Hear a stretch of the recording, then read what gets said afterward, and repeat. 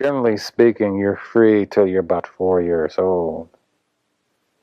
And then 5 arrives. Then you go to grammar school, and then you start becoming demented and solved and orientated and shoved into areas. You lose what individualism you have. If you have enough, of course, you retain some of it. But most don't have enough, so you become watchers of game shows, and things like that. And you work the 8-hour job with almost a feeling of goodness, like you're doing something. And you get married like marriage is a victory, and you have children like children is a victory. But most things most people do are a total grind. Marriage, birth, children. It's something they have to do because there's nothing else to do. There's no glory in it, there's no steam, there's no fire. It's very, very flat. And the earth is full of them. You're doing some dumb thing over and over and over again. You get caught into the stricture of what you're supposed to be, and you have no other choice. You're finally molded and melded into what you're supposed to be. I didn't like this. And I didn't like the 8-hour job. I didn't even like the 4-hour job, even though I couldn't get one. So I decided I'd rather starve, live on the edges of nowhere, than do anything at all, than become anything labeled. So for 50 years, I was a scarecrow unlabeled, and now I'm supposed to be a writer.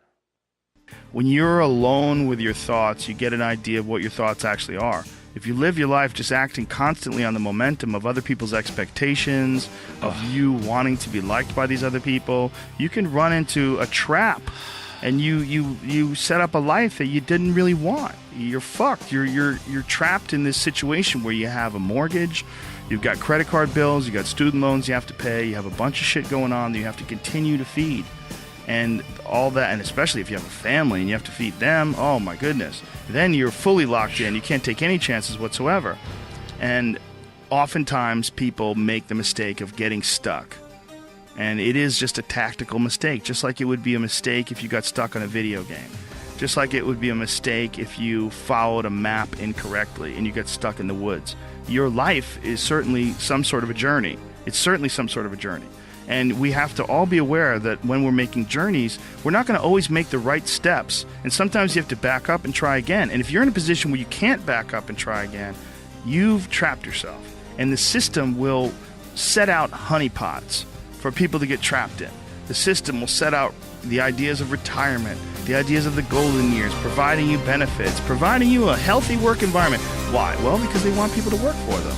They don't want people to realize their own dreams and escape. And those fucking pain in the ass. So you got to hire more people and train them. And they want to set it up so that you stick around. You stick around in some sort of an unsatisfying world. It's up to you to see that video game problem, to see that issue as it comes up on the map. And no, I think this is a right turn. To see all the problems that could potentially lay in front of you and calculate your future. And then also look around at all the people that didn't do it and look at the misery that they're in and learn that you don't want to be like them. And then look at the people that have kind of taken chances and navigated their way. What did they do differently? What objectivity do they have that maybe you lack? What insight into their own mistakes are they willing to delve into that you're not, that you step back and you go, I just don't want to look at myself that closely. But the person who's able to look at themselves the closest is going to get the more rational results.